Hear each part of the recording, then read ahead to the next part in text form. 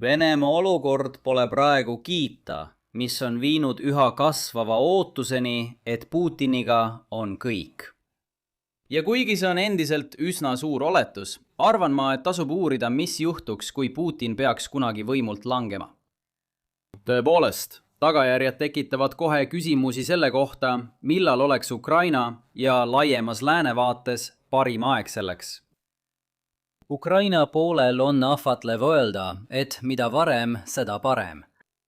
Ja ma ei taha teid vastupidises veenda, arvestades, et iga sõjas veedetud päev tähendab uusi kulusid nii lahinguväljal kui ka tsiviilsihtmärkide puhul. Kuid on mõned peened mured võimaliku Putini lahkumise ajastuse osas, millel võivad olla üsna märgatavad pikaajalised tagajärjed mitte ainult Venemaale, vaid ka Ukrainale ja ülejäänud maailmale. Seega uurime täna seda olukorda 3 etapis. Kõigepealt annan teile ülevaate erinevatest viisidest, kuidas Putin võiks ametist lahkuda. Seejärel liigume ajaloolise paralleelini, Nõukogude Liidu lagunemiseni, mis annab olulisi teadmisi tänase probleemi kohta. Lõpuks vaatleme peamisi erinevusi selles, kuidas Trump või mõni tulevane president võiks olukorraga toime tulla. Selgub, et Putini järgne maailm pakub läänemaailmale võimaluse, kuid see tuleb kallilt kätte. See tõstatab küsimusi selle kohta, kas praegune administratsioon kasutab seda võimalust samamoodi, nagu seda võiks teha järglane. Aga alustame ülevaatega Putini võimalikest probleemidest. Ma ei taha kogu olukorda põhjalikult käsitleda, sest see on olnud korduv teema mõlemas minu kanalis viimaste nädalate jooksul. Põhiline kokkuvõte on see, et Venemaa majanduslik olukord ei paista sõjategevuse jätkamiseks hea. Siiski, tavalistel Vene kodanikel läheb endiselt hästi. Grupiks, kes kõige rohkem kannatab, on oligarhide klass, sest nad kaotavad ärilepinguid läänega ja sisuliselt maksavad kõikide nende palgatõusude eest, mis lähevad tavalistele venelastele, kuna tööjõunõudlus on kasvanud. Seetõttu pean seda Putini jaoks tõsisemaks probleemiks ja kindlasti tõsisemaks kui aasta alguses. Aga ma tahaksin kõigile meelde tuletada, et Iraani majanduslik olukord on oluliselt hullem. Alles mõned kuud tagasi olid seal tänavatel tõelised valitsusvastased meeleavaldajad ja avalik arvamus on, et Iraani valitsus ei kao kuhugi.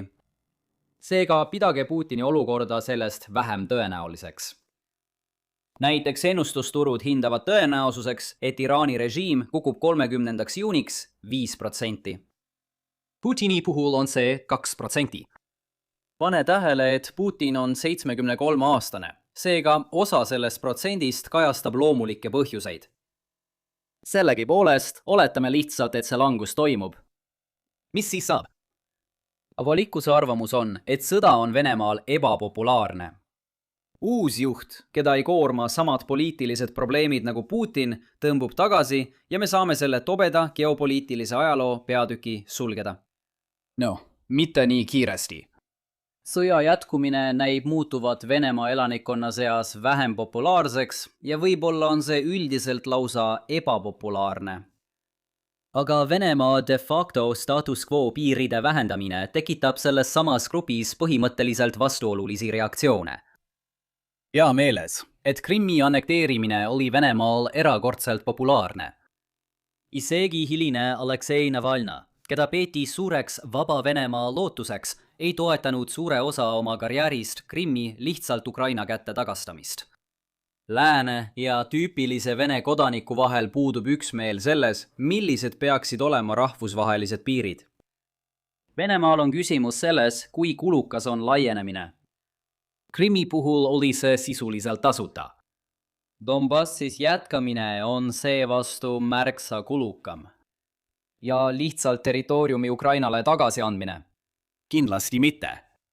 See oleks suurepärane viis, kuidas Venemaa järgmine juht kohe võimult eemaldataks. Teisisõnu peaks lääs ootama, et Putini asemel tuleb võimule keegi, keda võiks nimetada karmiliiniliseks juhiks.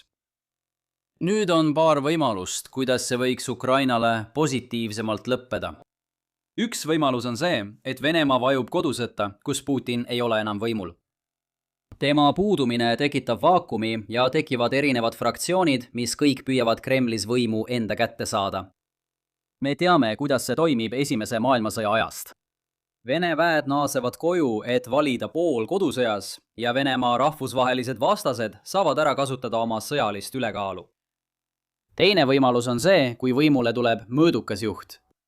See on tõenäolisem, kui Putini kukkumine toimub sotsiaalse liikumise kaudu, kuid tuleb arvestada, et praegu on just oligarhid need, kes on temast tüdinud. Mõõduka all ei pea ma taas silmas kedagi, kes aktiivselt tahaks naasta 2022. aasta jaanuari piiride juurde. Ma pean silmas kedagi, keda huvitab Venemaa eelarvepositsioon ja kes peab vähem tähtsaks Novorossija edevusprojekti. See inimene ei anna lihtsalt Ida-Ukrainat Kiievile tagasi, kuid ta võib olla valmis sellest õige hinna eest loobuma. Ja see viib meid tänase ajaloolise paralleelini. Berliini müüri langemine, Saksamaa taasühinemine ja Nõukogude impeeriumi lõpp. Kuna sellest saagast on möödunud nii palju aastakümneid, on lihtne arvata, et Reagan ütles, härra Gorbatšov, lammutage see müür.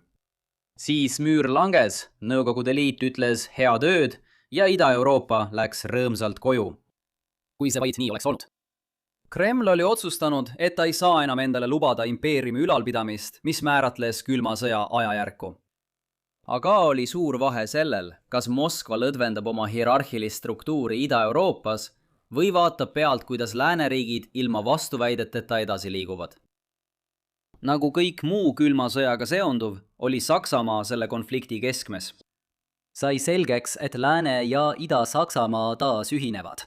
Täpsemalt öeldes, Ida-Saksamaa sulandub Lääne-Saksamaasse. Üks väike probleem. Lääne-Saksamaa oli aastal 1955 NATO-ga liitunud. Kui territoorium, mida varem tunti Ida-Saksamaana, sai nüüd Saksamaa liitvabariigi osaks, tähendaks see, et endine Ida-Saksamaa oleks osa NATO-st. Edu väljamõtlemisel, kuidas see toimiks, kui seal oli endiselt umbes 400 000 Nõukogude sõdurit, lisaks umbes 200 000 nende tugipersonali ja ülalpeetavat. See polnud sugugi nii harmooniline periood, nagu ajalooõpikud seda kujutavad. Ameerika Ühendriigid hakkasid isegi koostama sõjaplaane, kuidas Nõukogude Liit sellel territooriumilt välja saada.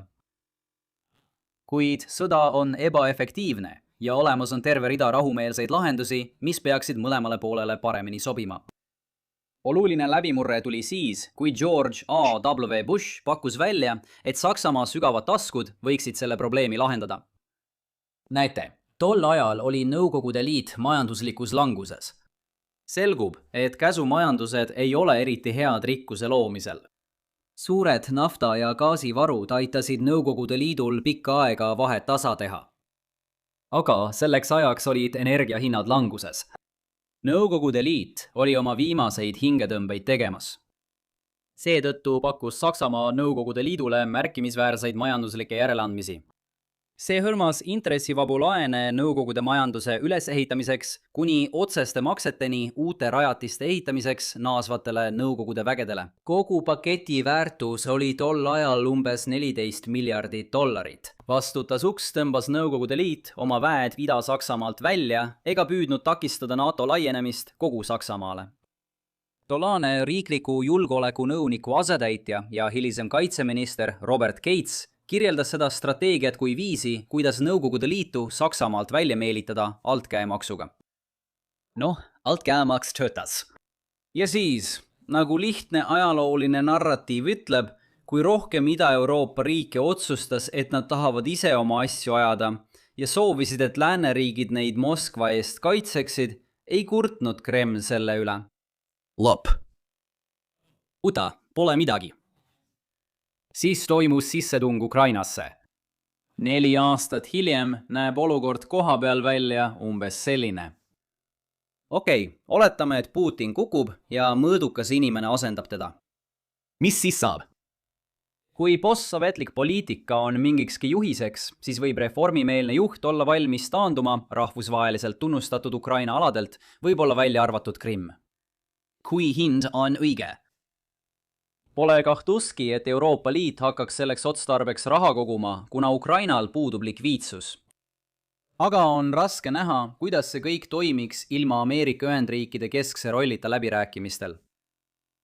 Oletame, et see ei juhtu enne 2029 aastat, kui mõni usutav demokraatliku partei kandidaat võidab 2028 aasta valimised, tahaks ta kindlasti selles süsteemis osaleda.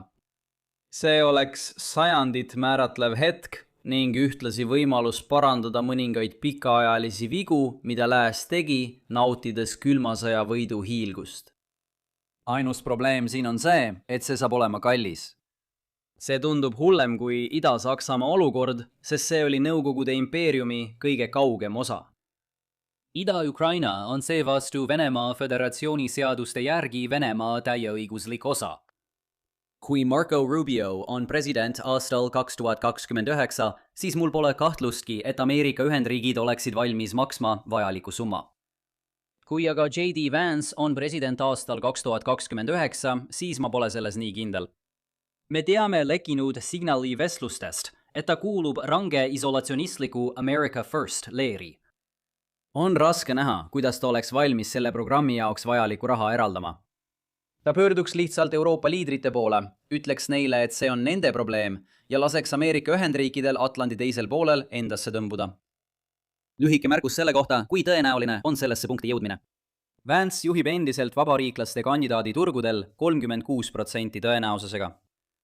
Siiski on Rubio kindlustanud oma positsiooni 25% juures, olles ilmselt suurim kasusaaja Iraani sõjast Ameerikas. Nüüd, kui sa neid numbreid vaatad ja endalt küsid, mida me teeme, mis toimub, siis rõõmustab sind kuulda, et Tucker Carlson kolmas kõige tõenäolisem vabariiklaste kandidaat, olles 7% peal. Igatahes, selle video kogu mõte on see, et võimaliku Putini kukkumise ajastus on oluline.